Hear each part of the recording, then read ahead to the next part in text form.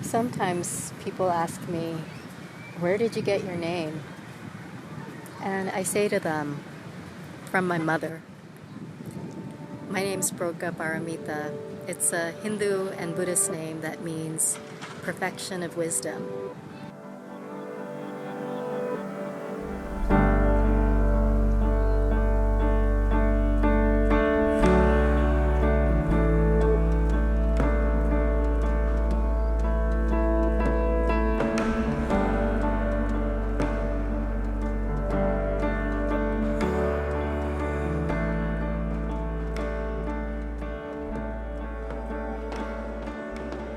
I came out to myself when I was about 18 years old, when I was in college.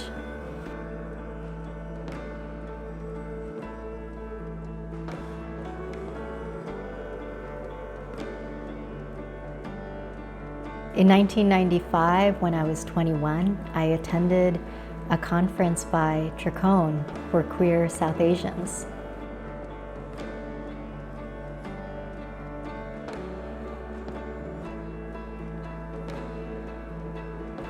I told my mom I was attending a conference for South Asian women. And a few weeks later, I get a message on my answering machine. Call me back right away. And I thought somebody had died. So I call my mom back and she says, I read this article in India Abroad about this conference in San Francisco. Is this the conference you went to? And I said, yes, that is the conference I went to. And she said, why did you go to this conference? At that moment, I was in graduate school and I knew that I could say, oh, I went for research. But instead I said, why do you think I went to this conference? And in this whole conversation, neither of us once used the words gay or lesbian, but we knew what we were talking about.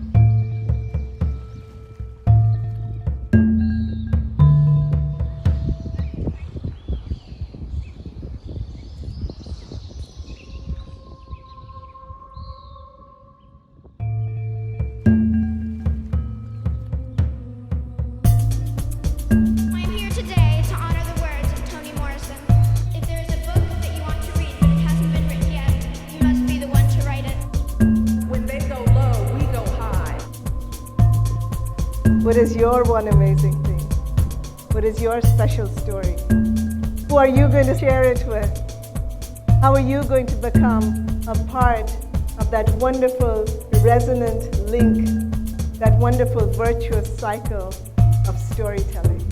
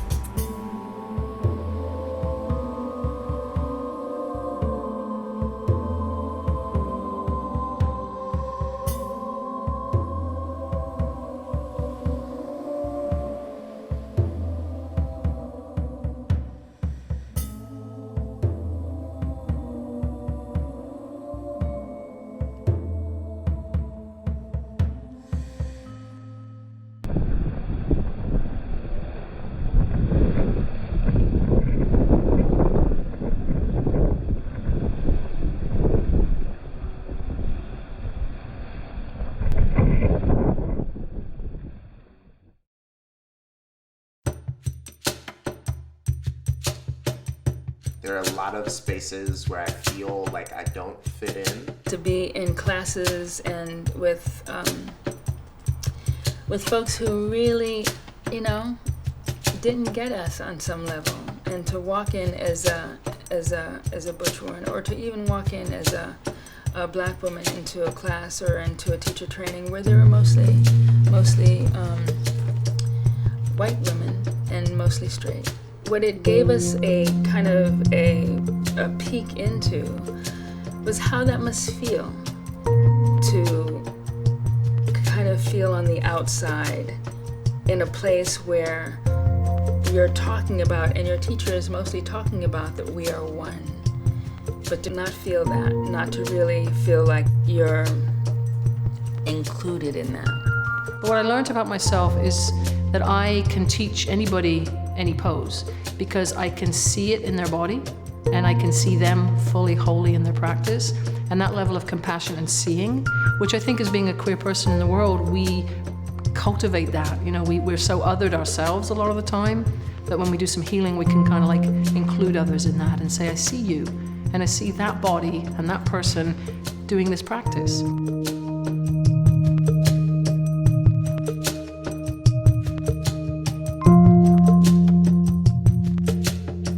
My identity is complicated in that my great-grandparents were born in India, my grandparents were born in Sri Lanka, my parents were born in Sri Lanka, and I was born here. The idea of appropriation, I feel like there's a lot of it that happens in yoga, and to me almost feel like microaggressions.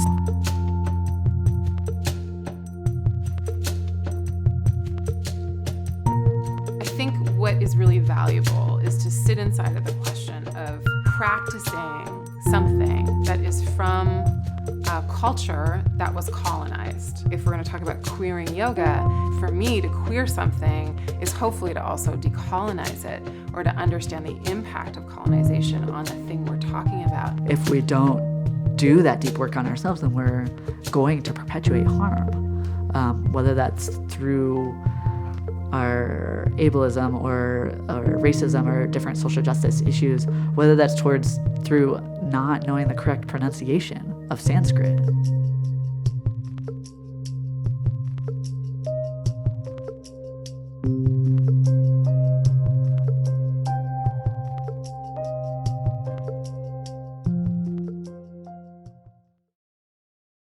We are asking for justice. We are asking for justice. We are asking for justice. We are asking for justice.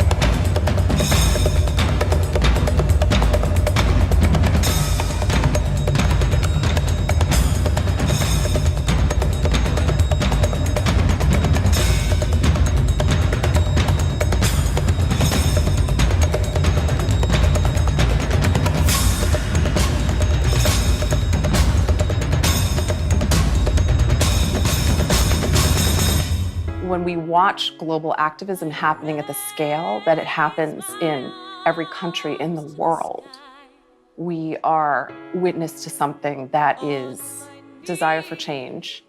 In that moment, at that particular time, the entire universe moved together. And I think that was like a shift. Wherever and however it happened, metaphorically, I felt like the world being together with different women representing each country, but the globe was actually together and dancing together.